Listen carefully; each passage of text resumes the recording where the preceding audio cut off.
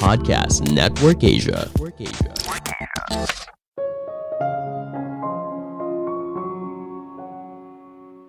Jangan berharap perubahan bisa terjadi dalam semalam. Ada proses yang harus dijalani.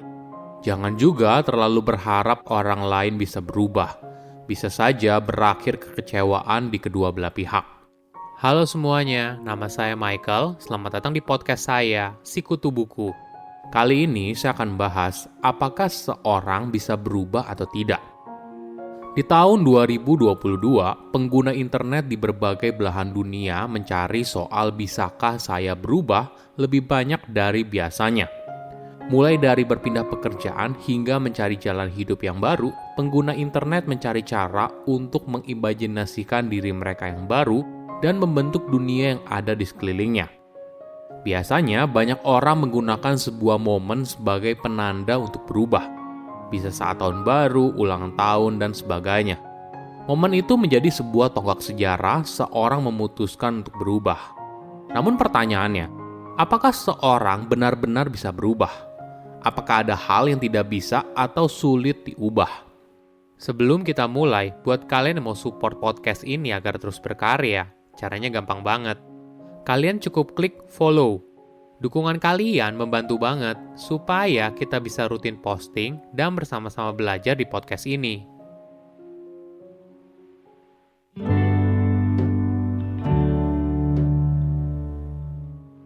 Apakah seorang bisa berubah? Mayoritas mungkin setuju kalau manusia bisa berubah. Mungkin kamu gunakan kalimat ini ketika seorang melakukan kesalahan. Gak apa-apa. Kita bisa lebih baik lain kali. Atau kamu bertekad untuk memperbaikinya di masa depan. Kalimat ini menyiratkan kalau seorang dapat berubah dan tentu saja mereka bisa. Setiap orang bisa berusaha untuk mengubah aspek tertentu soal kebiasaan atau perilakunya. Tapi perlu diingat, walaupun seseorang bisa berubah, tapi tidak semuanya benar-benar berubah. Kenapa? Ada hal penting yang harus kita perhatikan. Perubahan itu seringkali rumit dan tidak selalu berjalan sesuai apa yang kita harapkan. Menariknya, kamu tidak bisa memaksa sebuah perubahan. Misalnya, kamu mengatakan kepada seseorang, "Kamu harus berubah ya." Cara ini belum tentu berhasil. Ingat, ketika seorang akan buat perubahan yang bertahan lama, maka di dalam diri mereka perlu benar-benar menginginkannya. Kamu tentu saja bisa memberikan dukungan, motivasi, atau contoh perubahan yang positif. Tapi kamu tidak bisa mengontrol perilaku seseorang. Ada poin lain yang menarik. Ketika seseorang membuat sebuah keputusan untuk berubah, ini baru tahap awal. Misalnya, kamu berkomitmen untuk tidak terlambat. Setelah komitmen, kamu mungkin mulai mencari tahu alasan di balik keterlambatanmu. Mungkin karena sulit bangun pagi, seringkali lupa taruh kunci di mana, hingga kadang suka lupa waktu. Nah, ketika kamu tahu apa alasan terbesarmu, barulah kamu bisa membuat action plan agar tidak telat. Sebagai contoh, kamu masang alarm 15 menit lebih awal atau berusaha menaruh kunci di tempat khusus kunci dan sebagainya. Tentunya tidak semua niat baik berhasil sempurna. Kamu mungkin saja tidak langsung mendapatkan hasil yang kamu harapkan. Kamu perlu mencoba berbagai strategi hingga akhirnya kamu menemukan mana yang terbaik. Ingat, perubahan itu tidak berjalan seperti garis lurus.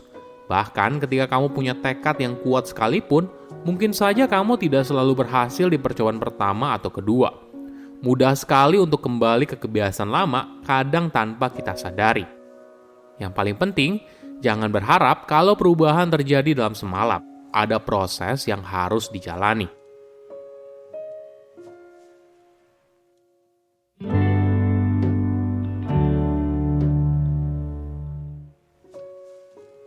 Apa sih yang biasanya bisa berubah?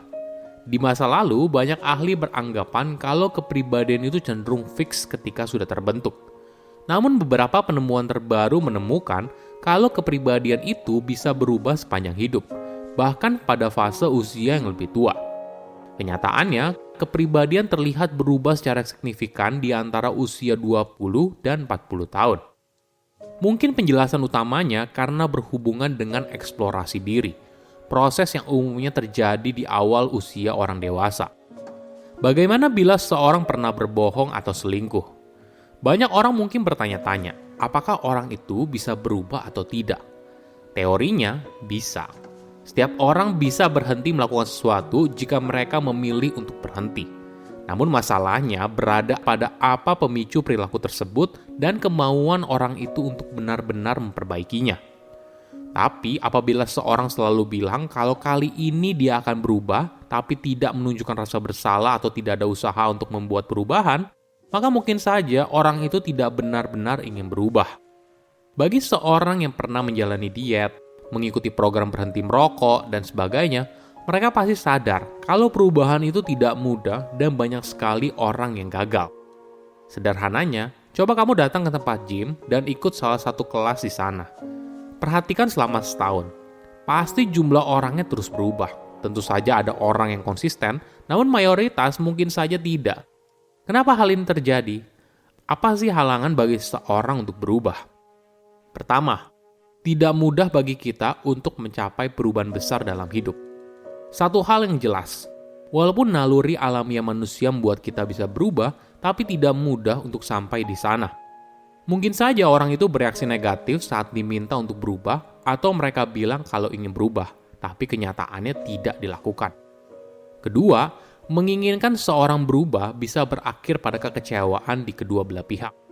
Ketika kamu ingin seorang berubah, bahkan jika itu untuk kebaikan mereka sendiri, mungkin saja orang itu akan bilang, "Kenapa harus berubah? Kamu kan seharusnya mencintai saya apa adanya."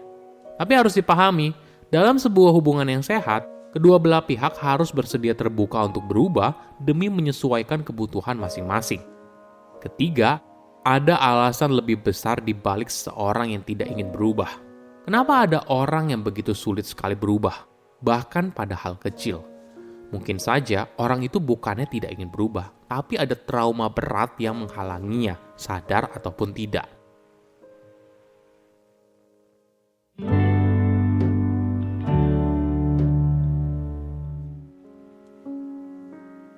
Bagaimana perubahan bisa terjadi?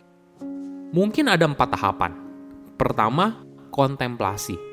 Kamu mulai berpikir soal perubahan. Hal ini penting dan harus kamu lakukan. Kedua, persiapan. Tekad kamu sudah bulat. Nah, selanjutnya kamu harus bersiap. Bagaimana sih caranya untuk berubah?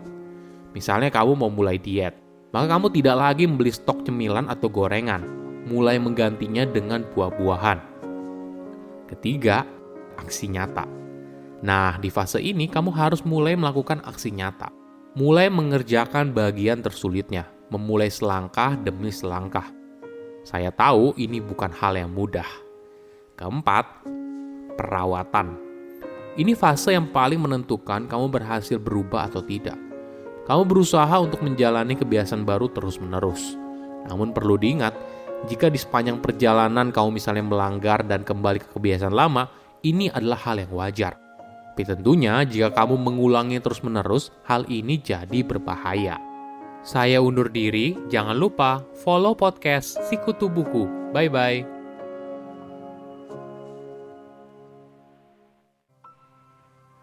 Pandangan dan opini yang disampaikan oleh kreator podcast, host, dan tamu tidak mencerminkan kebijakan resmi dan bagian dari podcast Network Asia.